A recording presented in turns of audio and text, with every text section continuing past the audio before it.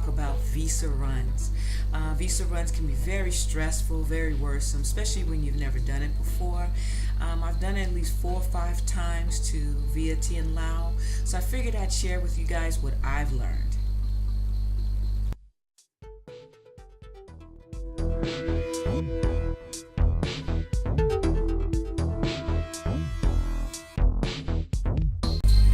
The green bus is the bus I normally ride. It's one of the cheapest modes of transportation that you're going to find.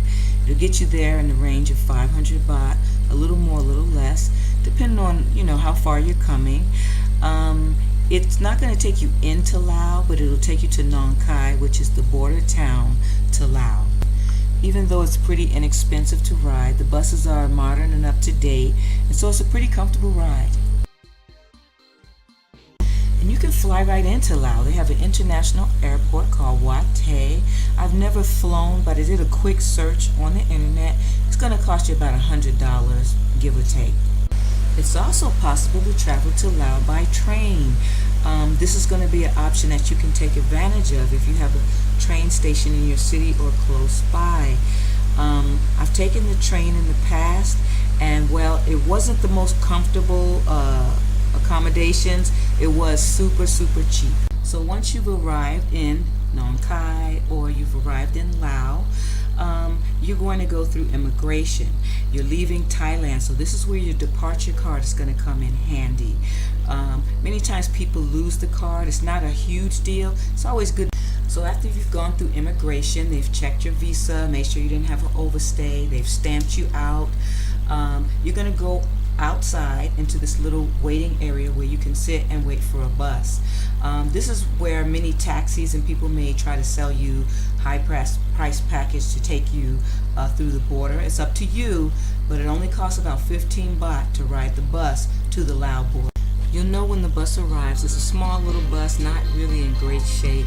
All the foreigners will converge on that bus and try to, get there ahead of you. It's really small, so you kind of got to move fast if you want a seat. There's also people that mind the area, so they'll tell you when the bus arrives also. Okay, so now once you get off the bus, it's going to be a short ride from the Thai border to the Laos border. Now you're ready to apply for your Laos visa. They're going to have you fill out a piece of paper with your name, your information. Also, you're going to have to pay them for the visa. It's a 30-day visa, so if you choose to stay in Laos a little longer, you can do so.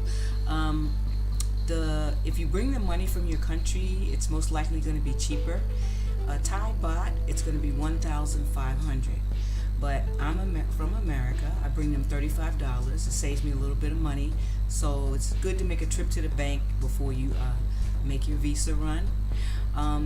They're going to take a picture, and then once they gather all your information, you have to wait for about 5 minutes, and they'll have you come around the side of the building, and they'll hand you your information back, and they'll have the Laos visa inside your passport. Once you finish with Laos immigration and you have your Laos visa, now you have a choice to make about transportation. The difference is going to be between air-conditioned and non-air-conditioned. Air-conditioned ride is going to cost you anywhere from 300 to 600 baht. Non-air-conditioned ride can be as low as 100 baht. So you need to bargain with people because they're going to offer you a rate, but it doesn't mean you have to take that rate that they give you in the beginning. Also, there are Laos city buses that are dirt cheap, but you have to kind of know where you're going and be able to give the driver some instructions so you can get to where you need to be. If you happen to be brave enough to want to go ahead and take a city bus and see if you can get to where you're going, it's important to have the Lao currency. So you can get Lao currency at the Lao immigration office. There's businesses around the back that will exchange money.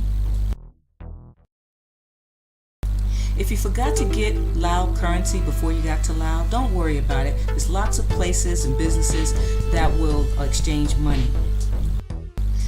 If you get through with the immigration process early, you would have to drop your paperwork off at the Thai consulate before 11:30 to be able to pick up your visa the next day.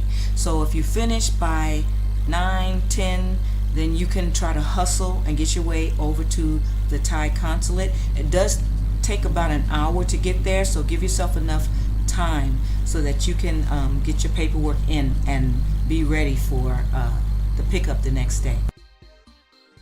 So if you were able to drop your paperwork off by 11:30 that same day, you could pick it up the next day after 1:30.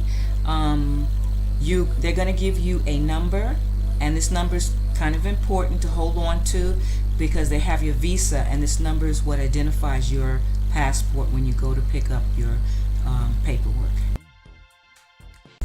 However, if you didn't make it through immigration in time to make it to the Thai consulate, then just go to your hotel and enjoy the sights around town. Anyone who spent any time in Thailand knows that you find a 7-Eleven, sometimes two, on every corner. Endpoint is the convenience store of Laos.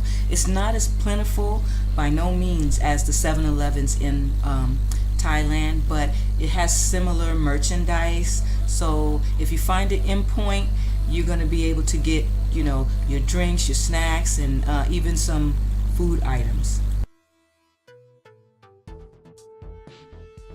Okay, so once you have dropped off your passport, you're going to wait the next day until 1:30 to come pick up.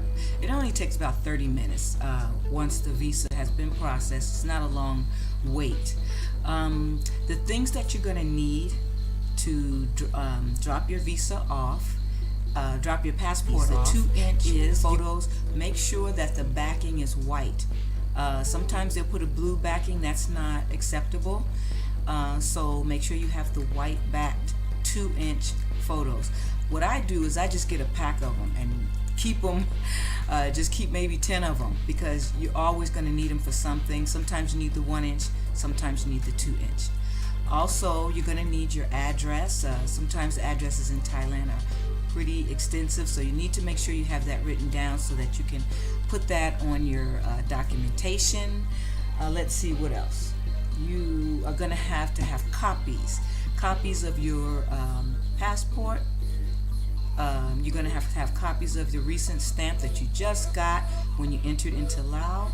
So when you arrive at the Thai consulate, there's going to be people outside that are going to try to get you to, they're going to try to sell you their services. And I got ripped off a few times because I didn't know any better. You don't have to do anything with the people outside. They're very helpful, but they will charge you way too much money for what they're doing. You can get copies made inside the consulate once you enter the gate. Once you walk down that long sidewalk, on the left is going to be a white building with some steps. They have a copier there, and they might charge you 10-20 baht to make some copies, which is still a little high, but it's going to be much cheaper than you can get outside the consulate. Also, inside that white building, if you go past the copier and you go inside, turn to your left, you're going to see people sitting behind a desk. They're going to be real busy. They might not say much to you. Those people will fill out your paperwork for 50 baht. So that way you can be pretty confident that your paperwork gets filled out correctly. They do it every day, all the time. And so for me, being a newbie, that was just so helpful to just pay 50 baht. They'll fill out the paperwork, attach your photos, and give it back to you. Then you can, when you walk out that building, you can stand in that line that's on the side. There's going to be a couple of people sitting at a table, and you can stand in that side line instead of waiting in the seating area to be called, which sometimes it can be quite a long wait depending on how many people are there.